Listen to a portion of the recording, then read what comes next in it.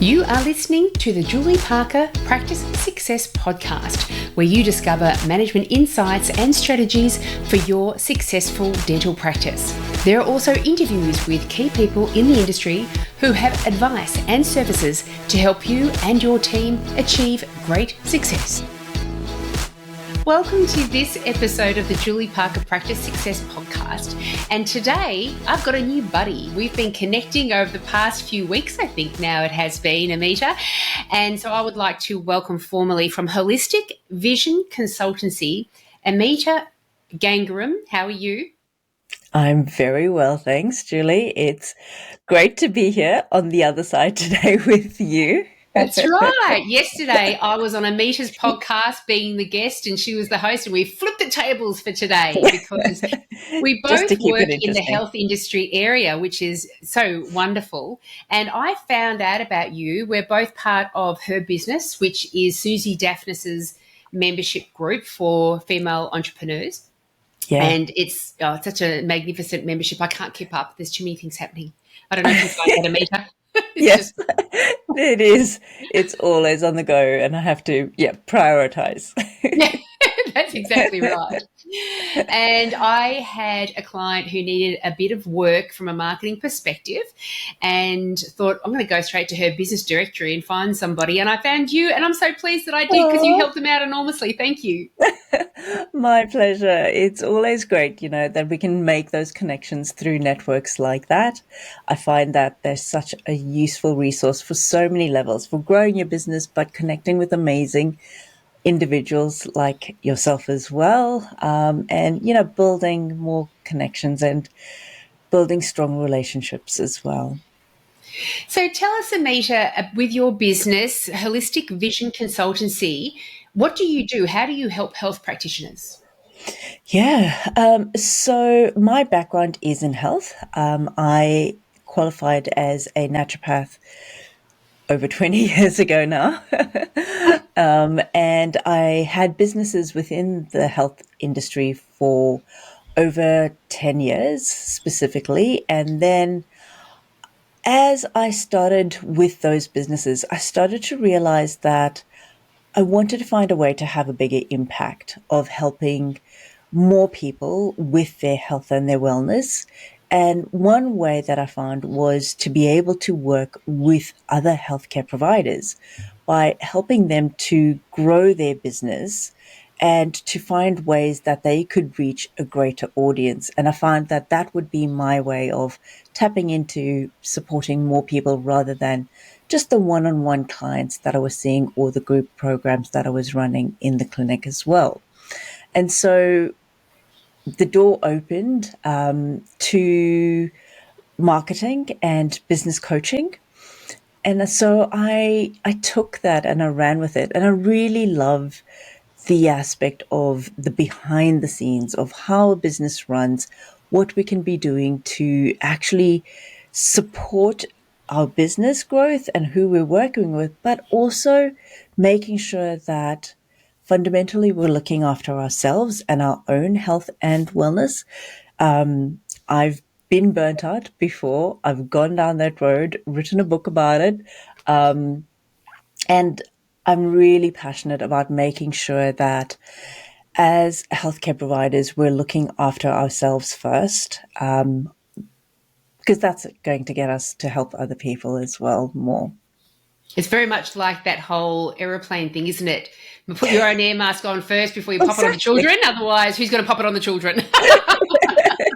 Exactly right. If we're not doing it for ourselves, then it's hard to be able to go out there and do more and have a bigger impact out there as well. And certainly it rings true. It's consistency, isn't it? In a sense, I'm here to teach you about your health and guide you in your health. However, now I'm all burnt out and not healthy at all. Exactly. Nobody's going to, trust you and believe in you, and you're not going to be enjoying the process as well. I think that was my biggest thing. I got to that stage where it just became a chore and I felt so unmotivated. And not because I didn't love my clients. I loved helping them, but I was just trying to do too much, trying to wear all the hats and didn't really give my business the support that it needed in order for me to take a step back and work on the business instead of continuously in it. Yeah, it's such a big element of life, our enjoyment, our happiness, how Yeah, much we feel like we're living to purpose, our peacefulness, our peace of mind, all of these things. Without all of that, we are functioning in resistance and stress and tolerance, and it's exhausting. And I think that's where the burnout comes from. I want to ask you a little bit about the book that you wrote. What's the book called that you wrote about burnout? it's called Elevate Your Health. Nice. So that's it there. So I contributed a chapter into this book, and my chapter is all about strategies to prevent burnout, and making sure that you've got the tools there to start doing that straight away. Wonderful. Very important area. And I just recently interviewed Viet Lee and Chirag Nagami, I think his name was, Yes, I around saw that. connection and the need. Gosh, that's talking at the other end of the spectrum. That when we get really quite distressed, how bad things can actually get. But Yeah, we do. It just needs to be something that we're aware of, because otherwise, if we just wait until our brains or our bodies say, "Hey, pay attention here," it's usually a little bit too late, and there's a big journey exactly. back. Yes, that's the thing. These signs and symptoms that we were experiencing have been there for months, if not years in advance, before we hit that roadblock and you just can't go any further. You can't get out of bed. You're crying all the time. You're snapping at your partner or your family, and your relationships around you are breaking down, and you inside are breaking down as well, mentally, physically, and emotionally. So yes, starting to just be aware of what those signs are so that you can take action sooner is what I really like Yeah, to I'm do. kind of bringing to mind a couple of analogies. One is, since we're talking about the health space and the people listening to this and watching this podcast are in the dental space, it would, if you consider your regular 6 monthly attendees that come for their checkups and cleans all the time, then anything to get them more healthy or to maintain their health, it only takes a small amount of effort, because they've already got their routines down pat. They brush and floss all the time. They come every 6 months. They've got that care factor, acknowledging that their oral health is actually meaningful. As Yes. opposed to someone that comes to you and they've neglected their mouth for 15 years, for example, the journey back to health again is enormous and costly and fraught with failure, because we're having to try to really shift long-term habits in them, from possibly not brushing or flossing to brushing and flossing, possibly not eating the right foods to changing all that around as well. But another analogy is business, isn't it? That Yeah. if you have a business coach from the start, I'm a business coach, so I support that. Yeah. And then anything that needs to be kind of fixed and in quotation marks, it's a short journey, because we've got things humming and moving along well.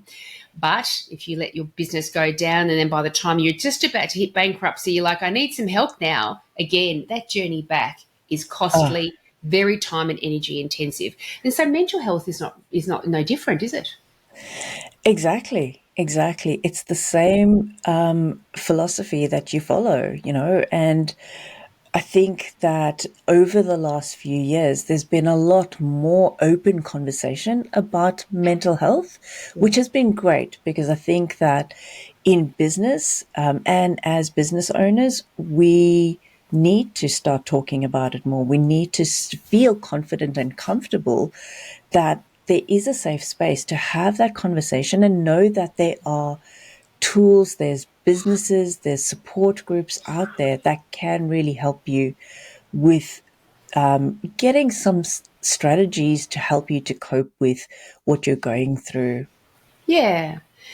And so, from that preventive mindset, if there are people out there that say, "Oh, I manage everything beautifully well," that is magnificent. So, start making sure you're developing the right habits now, so you don't have that big, long, painful journey in the future. So, that book, Elevate Your Health, is that available to purchase online? That I could pop a link in the show notes for? Yes, Great. yes. I'll make sure I I will do that. send the link to you so you can pop it in the show notes. But it is just available either directly on my website, holisticvision.com.au, or it is also available on Amazon. Beautiful. Thank you.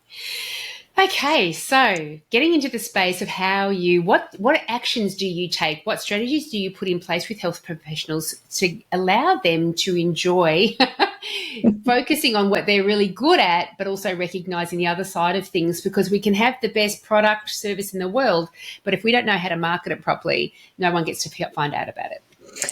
Exactly. So, when it comes to marketing, I think that health professionals and most business owners actually in general feel quite overwhelmed and stressed out when they hear the word marketing and thinking that now they have to put themselves out there and they don't like being in front of a camera, they don't want to show their face, or, how do they do it? And I always like to just take it a step back, and it's like peeling the onion layers. You have to start somewhere. And when you start peeling that first layer, it's just about identifying, first of all, who it is you want to really be working with. And one term or philosophy that I like to really follow is, I don't know if you've heard of it, it's called Ikigai. It's a Japanese philosophy. And doing what you're passionate about, if you're a dentist, you know that you've chosen that career, you love it. But who are you really passionate about working with in your practice? Do you like focusing on working with the elderly clients, or do you like working with kids and, having those fun interactions in your clinic with them? Whatever that is, it's starting with identifying that first and identifying your passion related to that, because you want to go into work every day and you want to feel motivated and enjoy it and come out at the end of the day knowing that that's contributed to your overall 24 hours of happiness. So identifying your client, and then we work on really understanding your values and your mission out there. What is it that you really want to be achieving in the bigger scheme of things while you're here with your business? And I think that we don't spend enough time understanding that, and it can have a real big influence on how we were talking yesterday about who you employ and how you train staff and who you have as part of your team. When you don't know what your values are, then it's really difficult to find the right fit with everything in your business as well. Yeah, I agree. Not a lot of us consider values, purpose, why am I here? And I've gone through so many different workshops. You've probably done the same thing. Many of the listeners and viewers out there would have done the same thing, where they say, "What are your values?" And you kind of go, "Oh, it's like a big rock in my head, and I can't think beyond it." I know. So having somebody to kind of help you overcome those initial barriers, because it is a space that we don't think about. And I know for myself, I don't know if it's common for others, but you feel fearful about putting stuff down on paper because you think, well, maybe that's not truly it. So also that recognition that it is an organically flowing thing. Our values, they are developed from what we aspire towards, but they are also from our experiences, what we're trying to avoid in the future as well. So our purpose, our vision, our culture, all of our things, recognize that it is a fluid space as well. It is. It definitely is. And, that fluidity, it's okay to have something there written down today. And you might, over a period of time, come back to that and reflect further and adapt it to where you're moving towards in the future. So, yes, it is okay. It doesn't have to be set in stone. Everything can be changed.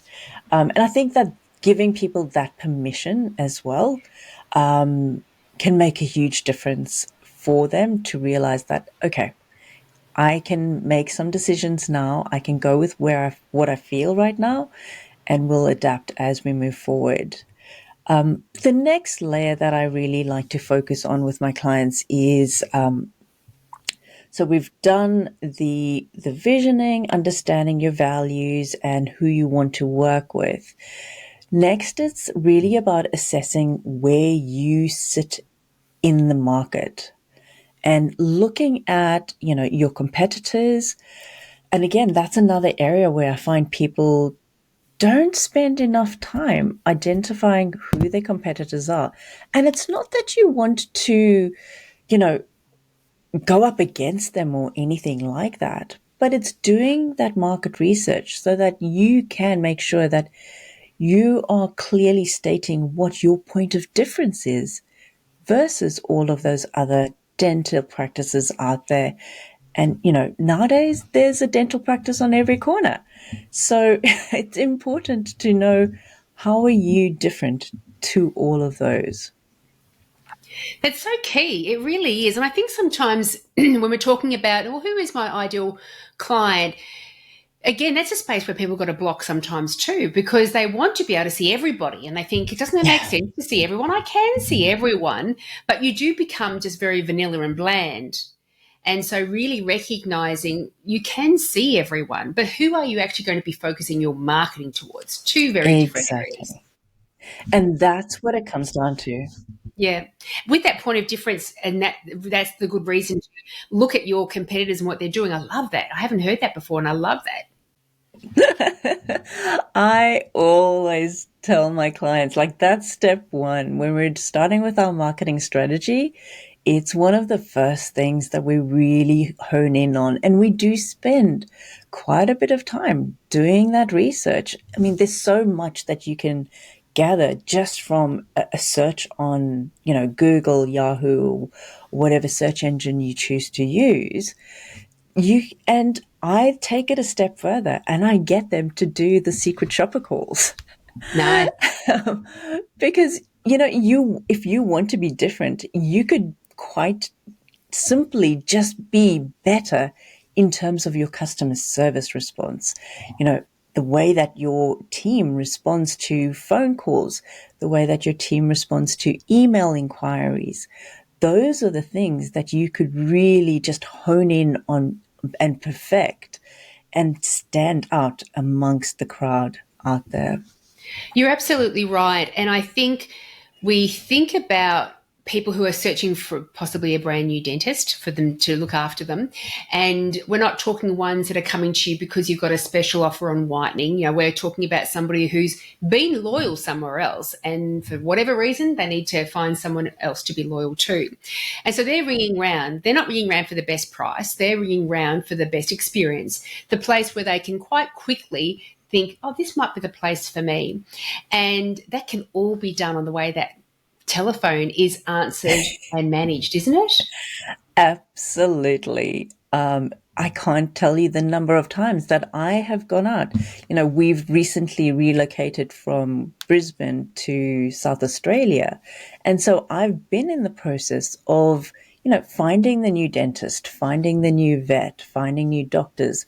And from the searches that I find online, and then I do take that step of making the call, I've literally said, no, I'm not making an appointment Yeah. with that practitioner because I don't feel a connection. I don't feel there's a sense of caring coming from the receptionist. And I know, fundamentally that's not the person that's going to be treating me. But I would, as a customer, I would love the whole experience to be positive as much as possible. Because at that early stage, you don't get to see the practitioner. You don't get to make a judgment over them. So the only person that you've got, or the only information at your fingertips, which you probably do before you make the call, is look at their website, their Facebook page, and reviews. And the Exactly. next step is to make that phone call. And if all the other stuff is great, but the phone call falls short, it's not Yeah, consistent. that's the human interaction. So consistency has to be through everything, what's out there digitally to the experience when somebody comes in your door. I still remember the time for a client, this was years ago, but I always say this story as a bit of an indicator. I was doing some phoning around for telephone systems for a particular client. And I had a list of 5 that I was going to call, compare prices, packages, and all the things.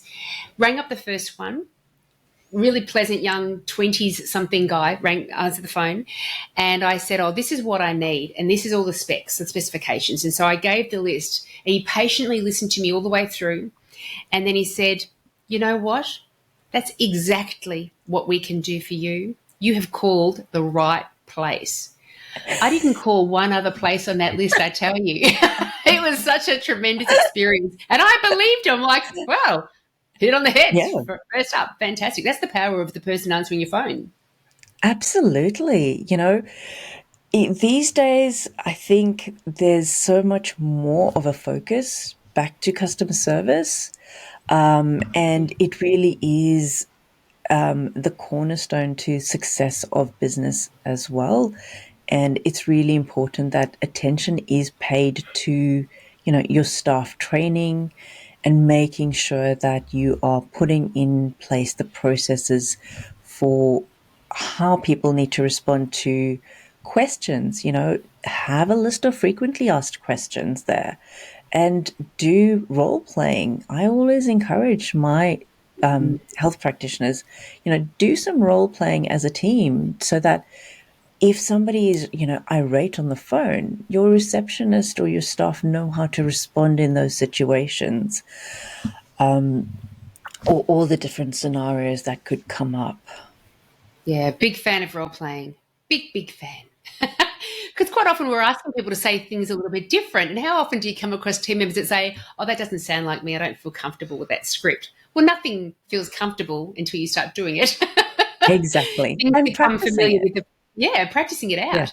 And even though you think, oh, it's just role playing, no, it's not real experiences, the brain doesn't know the difference. And so next No, time they're called upon to take action in that way, that's where they're going to go to. it's just automatic then. Yes, exactly. Yeah, fantastic. Instead of sitting there and then having to think about it, and then the wrong words come out, and then it just doesn't go the way that you planned it. Yeah, So planning is always beneficial. fantastic. I love it. And what's the next step? Once you've determined the ideal patient through the Ikigai process and Mm. you have understood what your point of difference is, because that can be a tricky thing. What is the point of difference? We all have great technology. We all say we treat patients beautifully. We all do all this general dental work. And so I love that whole thing. I've really latched onto that. Look at what your competitors are doing. What are you doing differently? Once you've identified that, what's the next step in that marketing strategy? Then you go into the creation mode. So looking at your marketing plan, starting to create that plan. Now that you've identified that ideal client, you understand what their problems are, what they're looking for, and how your services fit as a solution to those specific problems. Then the marketing plan really just comes naturally from that.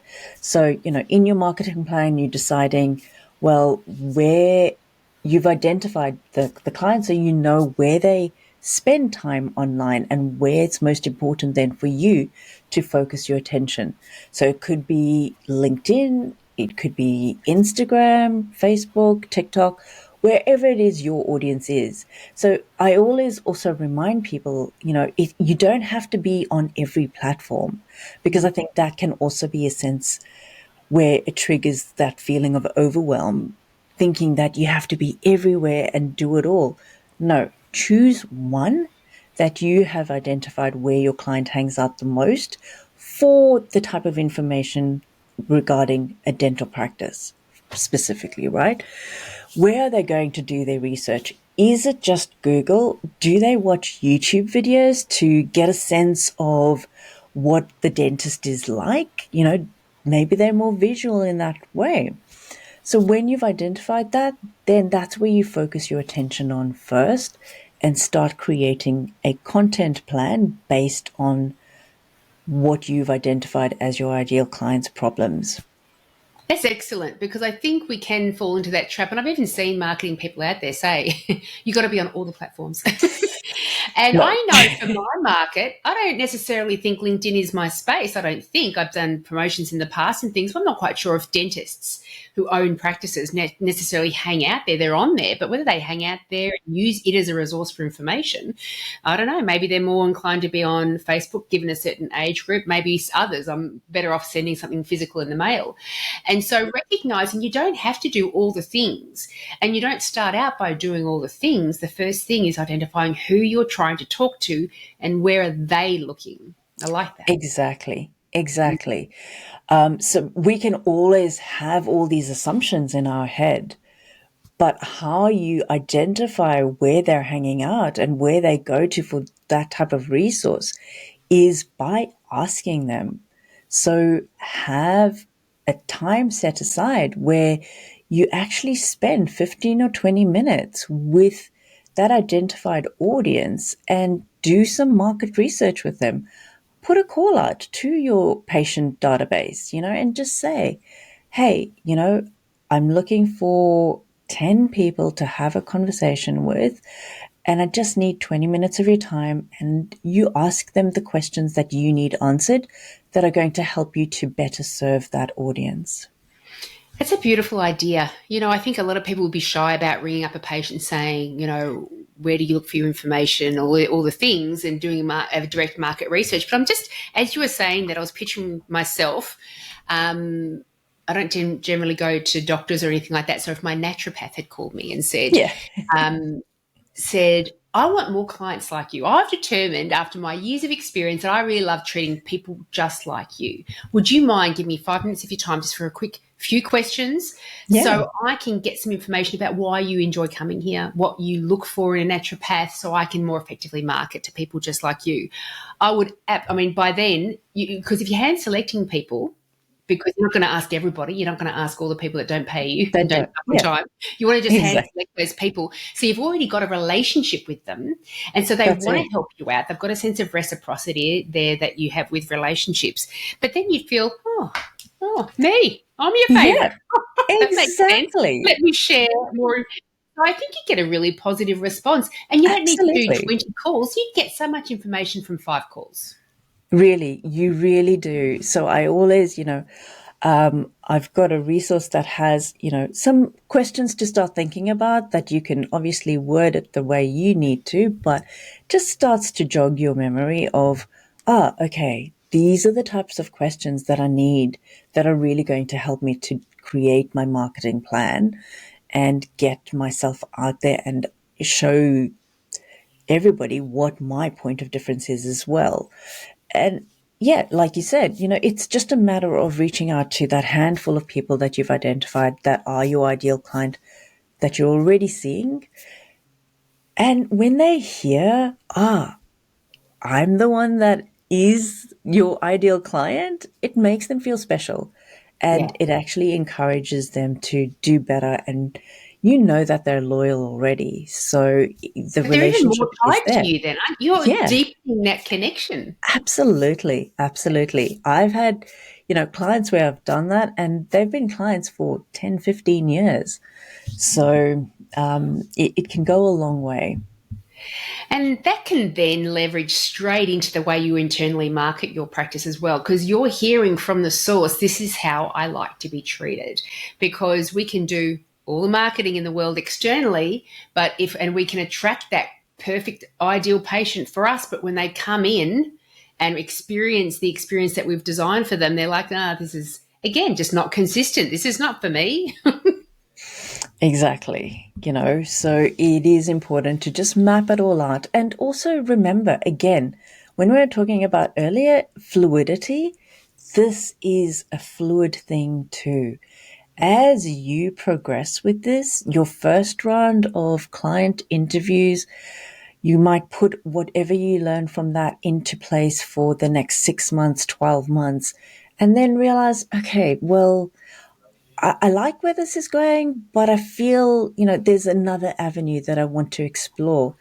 Then go ahead, redo those interviews with a new handful of patients that you've been seeing that you feel fit that ideal client that you're wanting to work with. And it's just a process of evolution as your business grows, as you learn, as you upskill and add new services, then it's about adapting with that. Yeah. It's also when dental practices have, and I'm not quite sure if other health modalities are the same, all of a sudden tooth whitening is available, so that's an additional service that we offer. Then all of a sudden Invisalign, and that's an additional service that we offer. And all of a sudden implants is an additional service that we offer. So if there are dental practices out there that say, yes, this is our ideal patient, and we're going to be going down this nice marketing strategy with Ameeta and get everything nice and sorted, the internal marketing, the patient experience, everything sorted beautifully.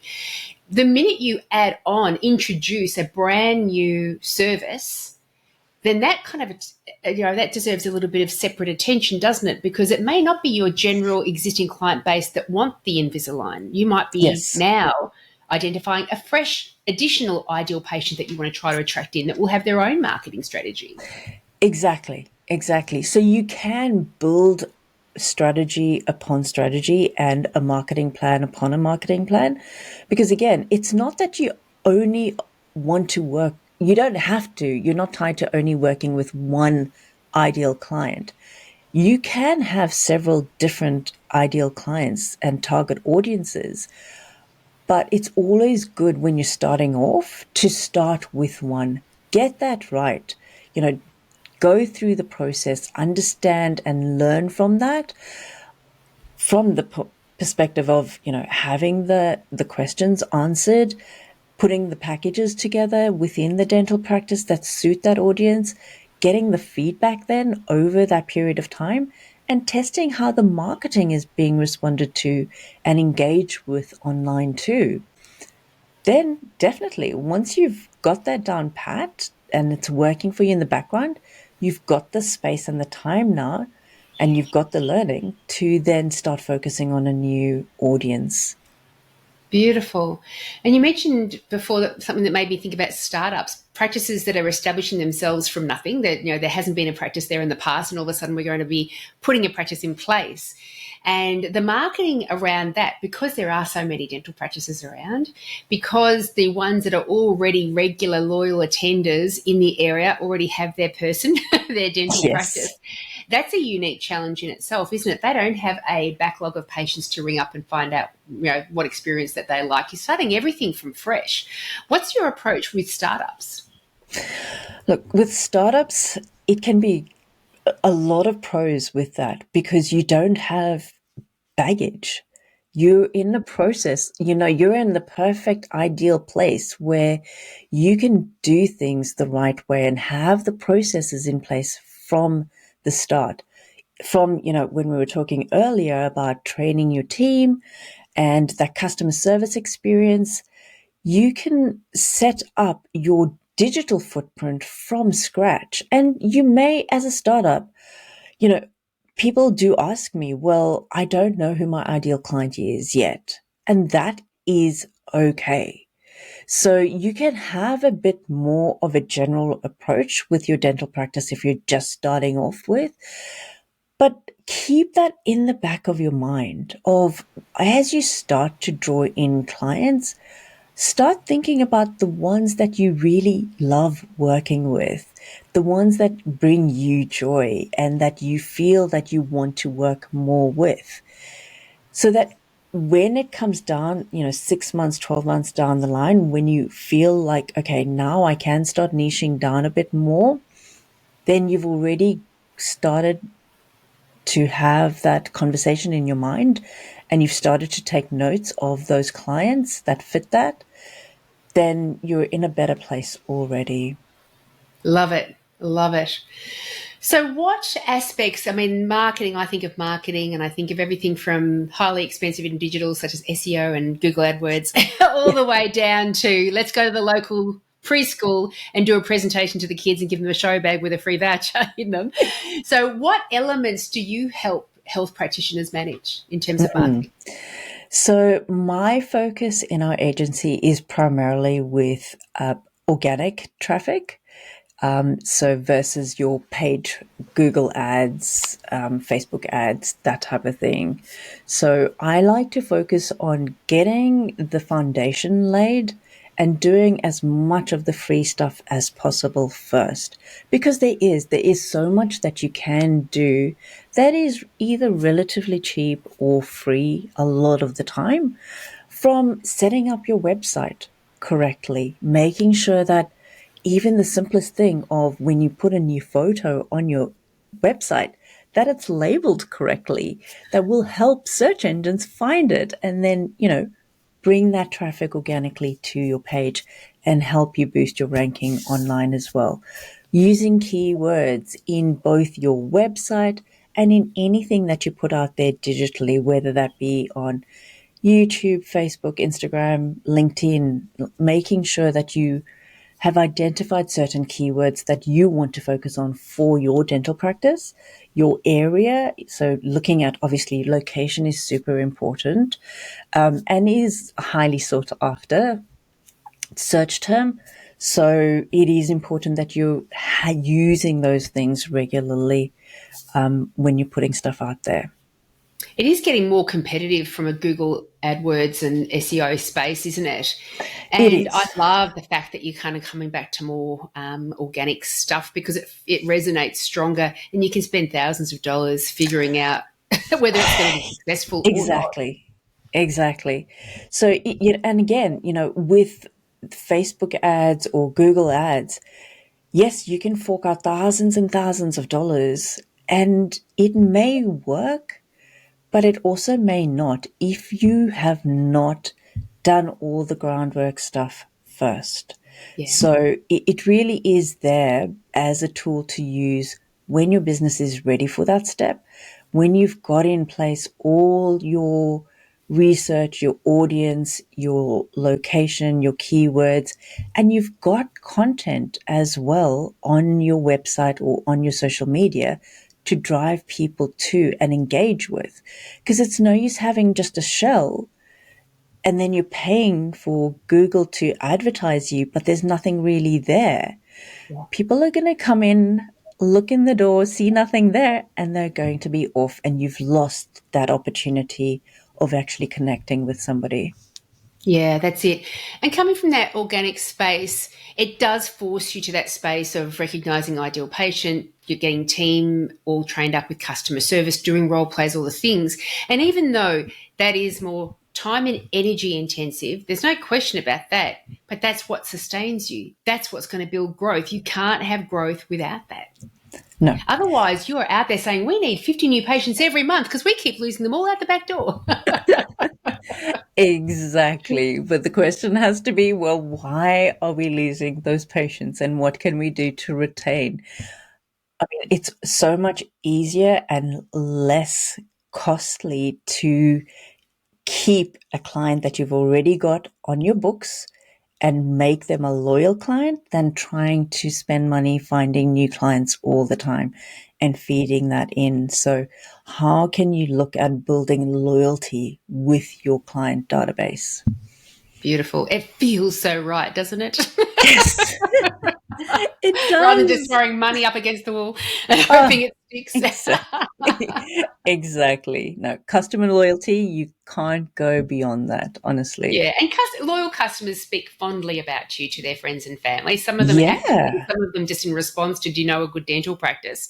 And the alternative is, if you don't have a well-oiled machine in the background, then they're speaking possibly badly about you. And so you're actually closing the exactly. doors off for organic reach as well.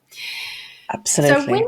people out there are thinking, yes, I'm just over all of the money I'm spending and the lack of direction I have with my marketing, and they think Ameeta's the one for me, what does that process look like to you? What's their best next step? The best next step is to book in a free clarity call with me.